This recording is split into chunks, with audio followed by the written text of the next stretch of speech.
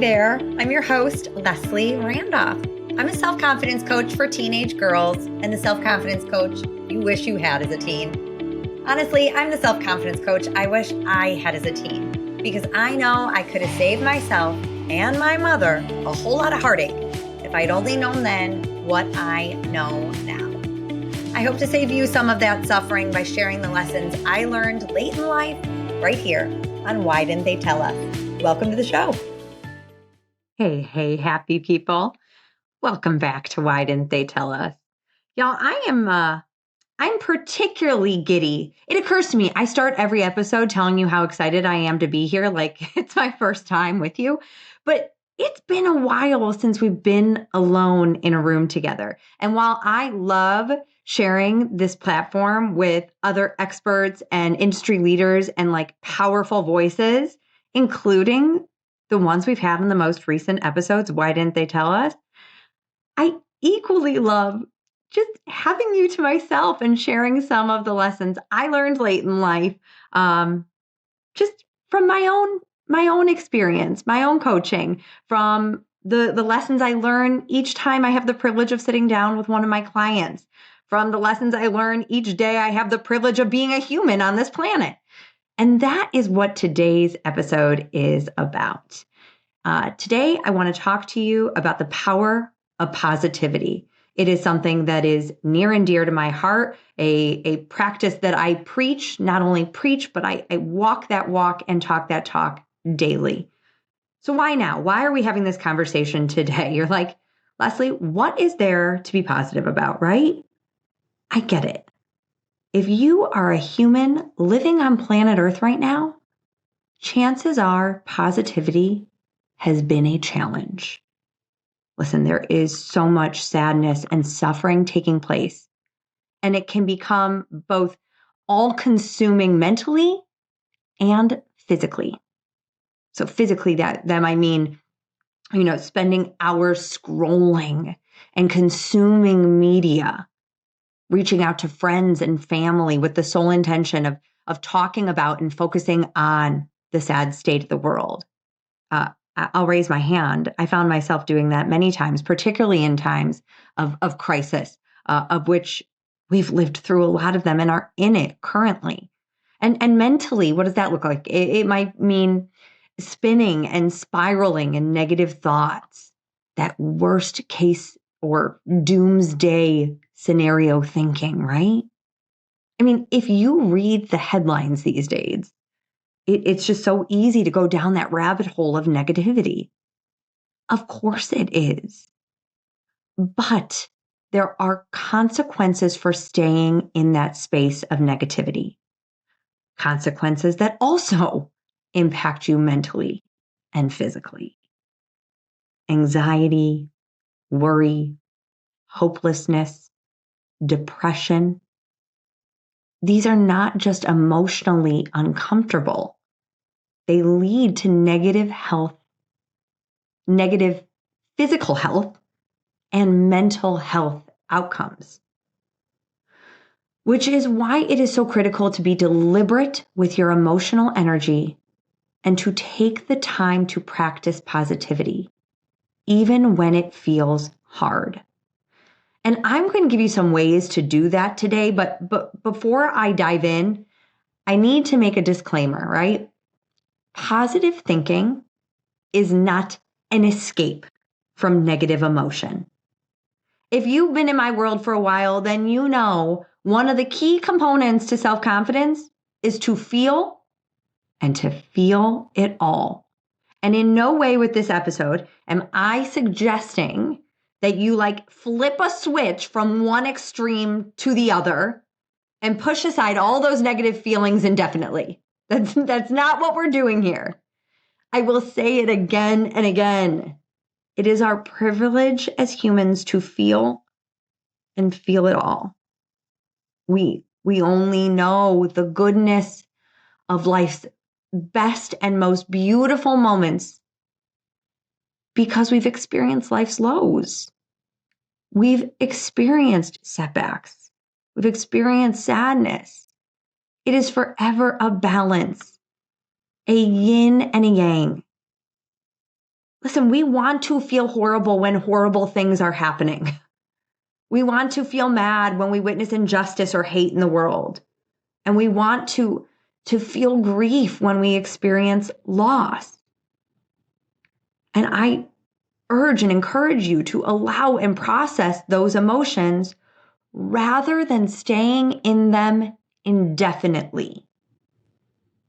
That's what we're doing here today.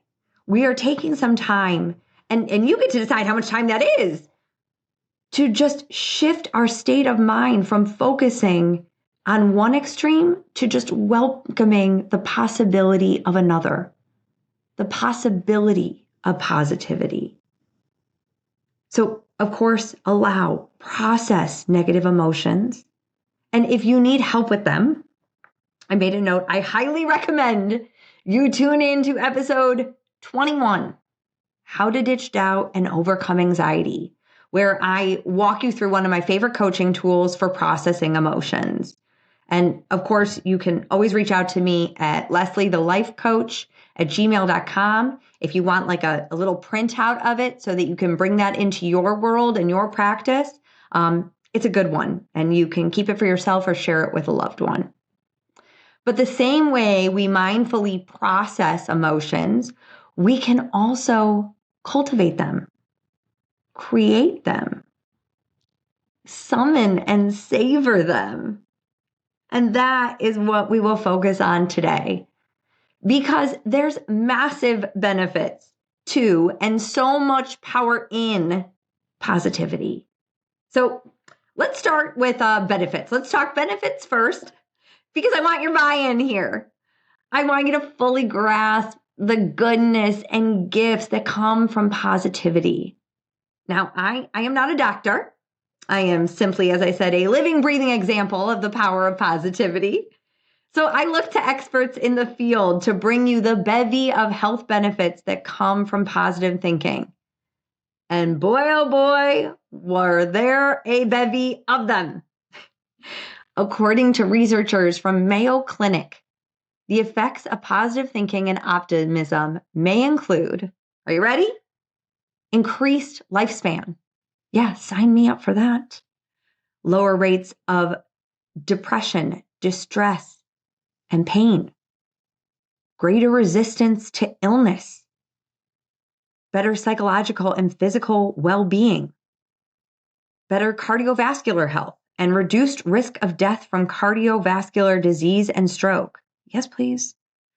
Reduced risk of death from cancer, respiratory conditions, infections, and obviously better coping skills during hardships and times of stress.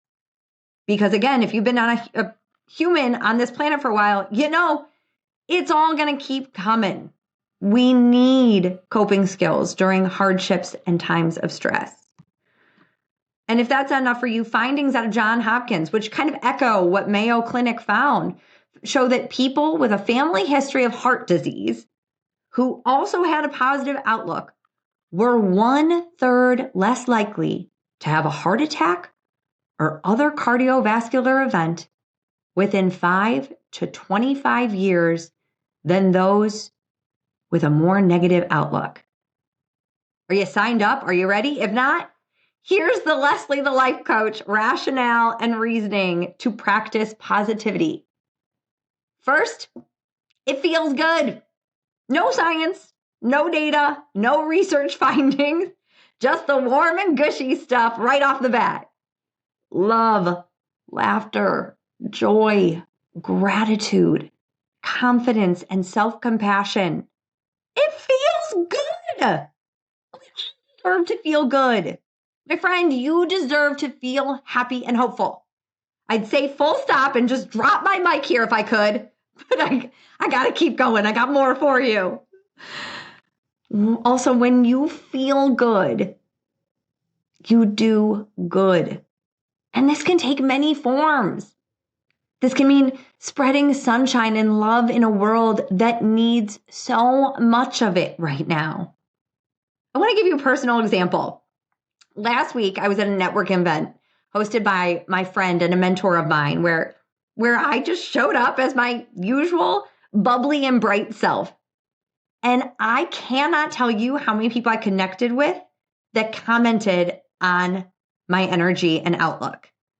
I literally got an email this morning that said, your energy can light up a room. I get the same feedback when I get myself to a workout class. Full disclosure, I am still very much working out at my kitchen counter most days. But when I do venture out into the world, I know the instructor and my fellow fitness friends can feel my energy. They tell me that. And it's deliberate. I take the time to get myself in the mindset of positivity for these moments of my life because it feels better for me. And sometimes it rubs off on those around me. Maybe my smile at the networking event inspired someone else to smile and then put themselves out there. Maybe sometimes my questionable dance move, although very passionate, maybe they motivate someone else to let loose and just enjoy the class even a bit more. For any of my teens listening, I know so many of you talk to me about wanting to belong, to be accepted, to make friends. Positivity can do that. It's infectious. It's magnetic.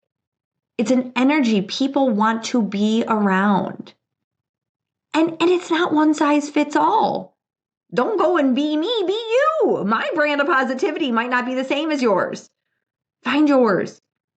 Tap into it with intention for you, first and foremost. But then there's beautiful byproducts of it, right? You might just lift someone else up. What a beautiful thing to do today in the world that we're living in. Another way that positivity translates to more good is through your actions, what you do and don't do. When you're practicing positivity, you'll see possibility versus problems, which is a key for going after goals. Take my example above of the networking event. When I walked into that room with a positive mindset, I walked in with confidence and hope of what could be from that day. And from that mindset, which was deliberate, believe me, I could have gone the other way.